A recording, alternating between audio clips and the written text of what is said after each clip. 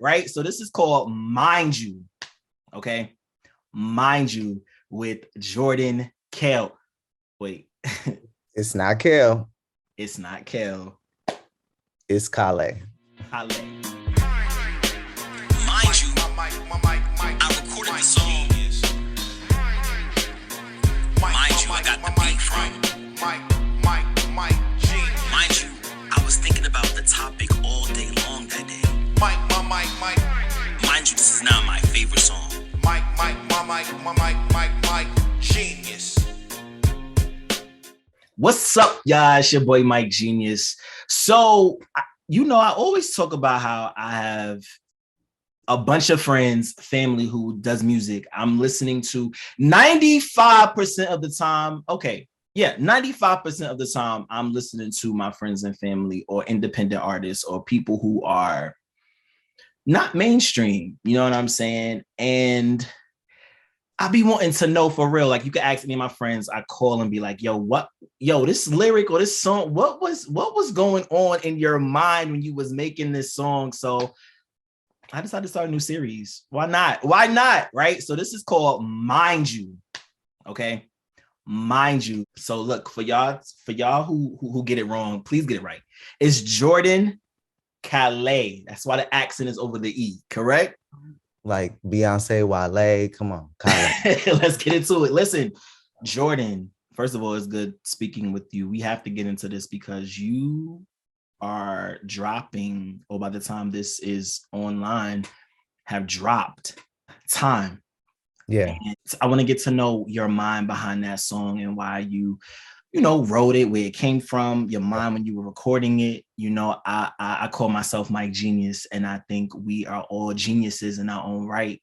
And for someone to write a song, produce a song, because you produced the beat as well, because I know you do beats. Did you do this one for this one? Yeah, I did.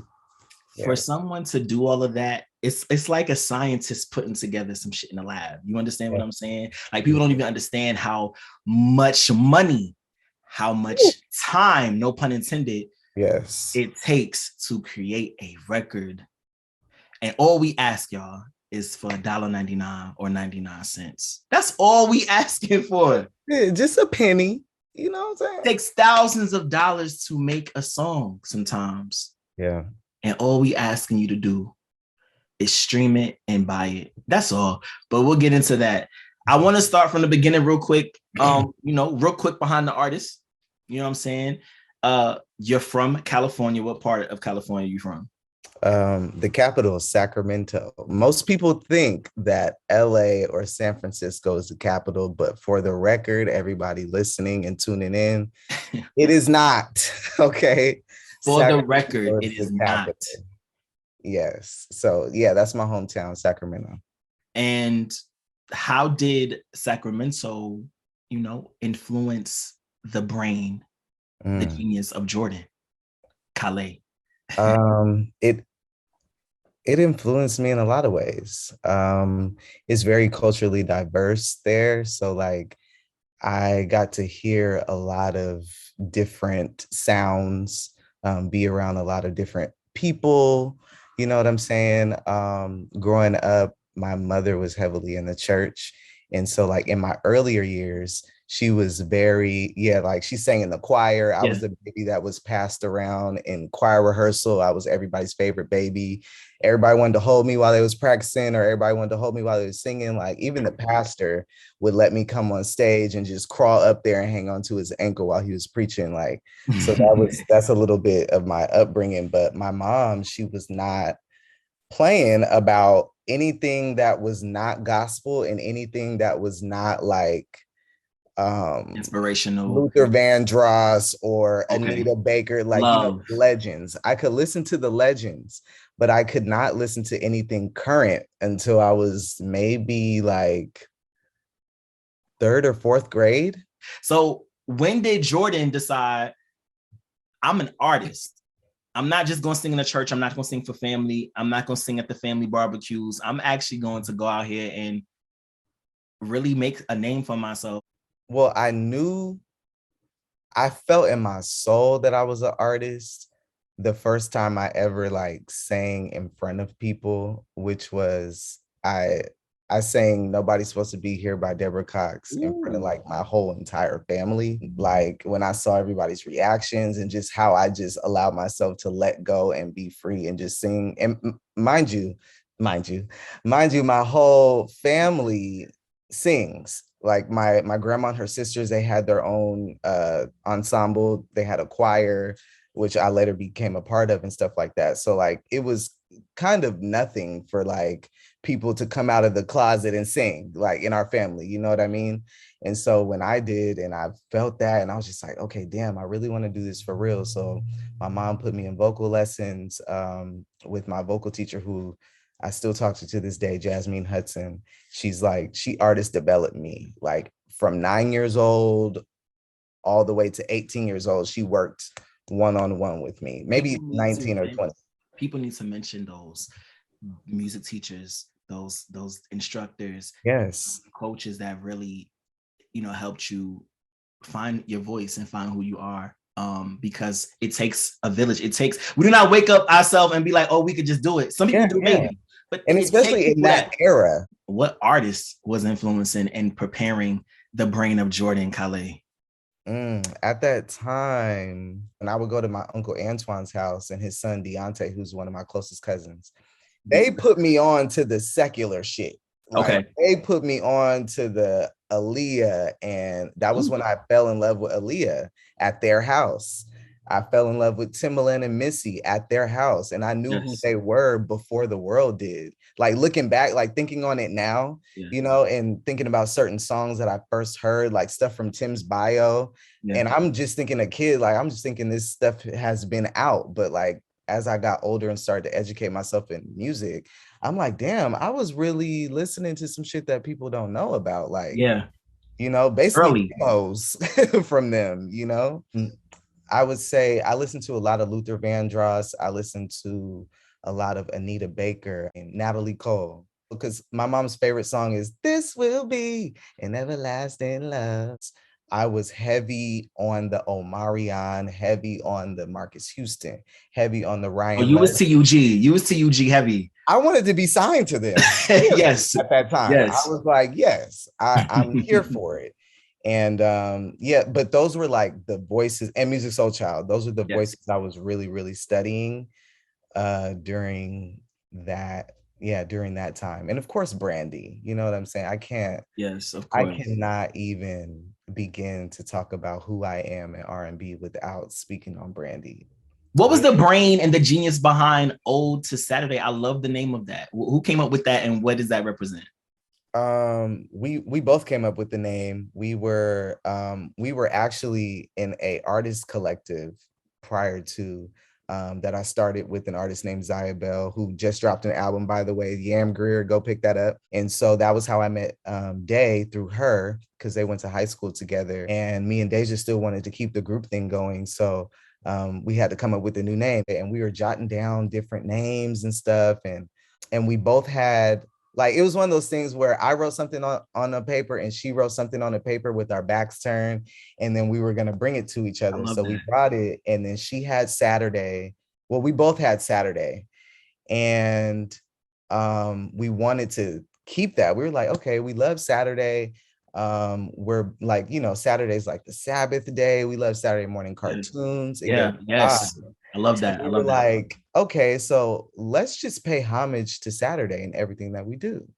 So that was kind of how we did that. I love that. Like Ode to Saturday.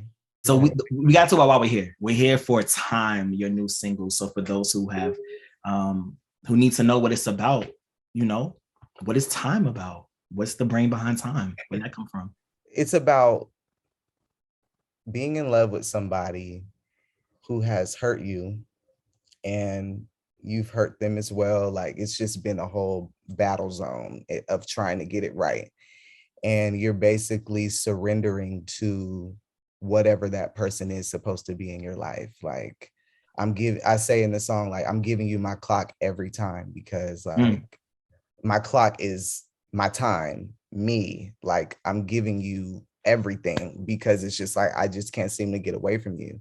So it's like borderline toxic, because we love some toxic. It's borderline toxic, but I wrote it I wrote it as a beautiful love song instead of like playing into the toxic related words. You Yeah. know what I'm saying? Yeah. And if I'm being truthful, the song at the time when I wrote the song, I like freestyled the first verse.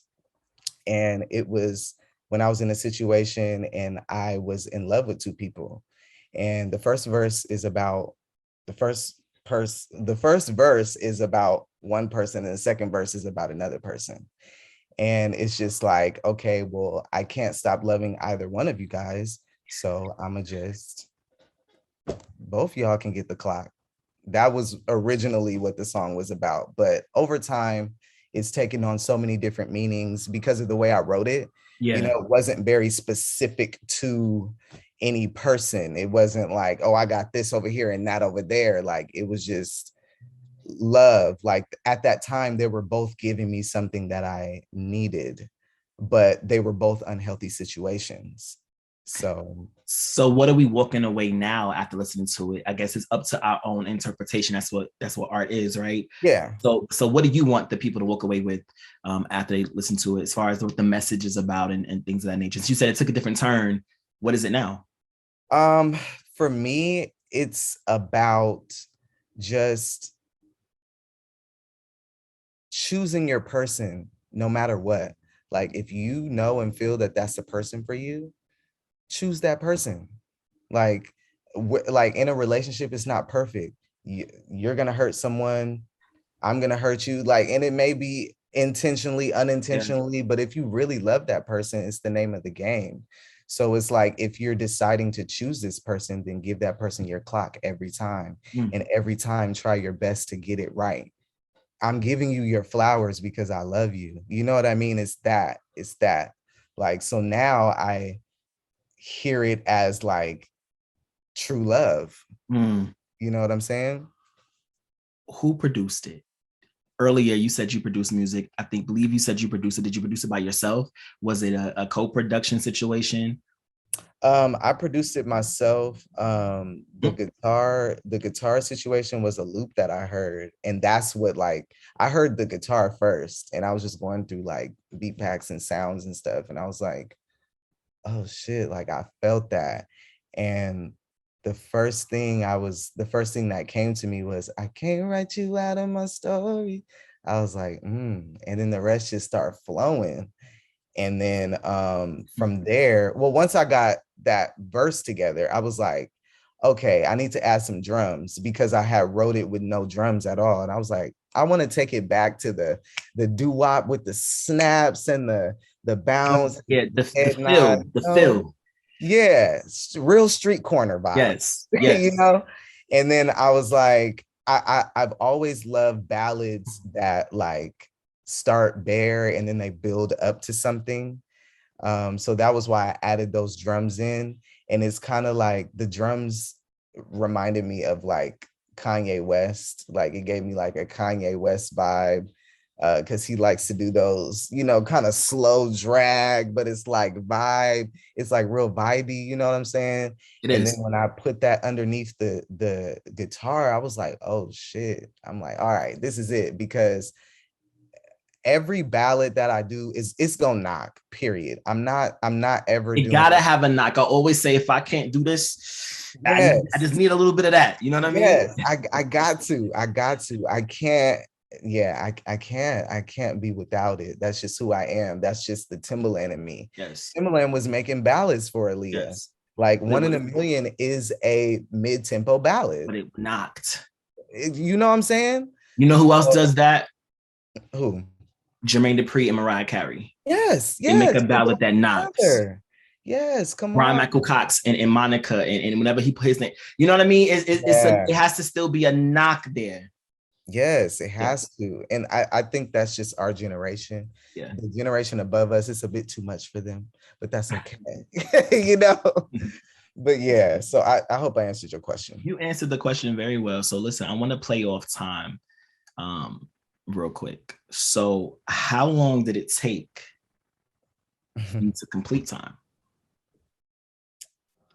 I finished it in I finished it in like 3 hours. Okay. What is your favorite time of day? My favorite part of the day is the morning time. It didn't used to be. I used to hate mornings. Ask my mama. But yeah, I really appreciate them because it helps me like get ready, you Now, know. when I Yeah. do wake up, I love that I woke up early. Yeah, yeah. Me When I too. do, but yeah. But I like waking up early on my own accord. Right. Correct. Yeah. I see the benefit of it when it does happen. Yeah. Okay. What is your favorite time of the week? My favorite time of the week is the weekend. Okay. Saturday, to be Of exact. course. You mentioned this a little bit earlier, but your favorite time period musically?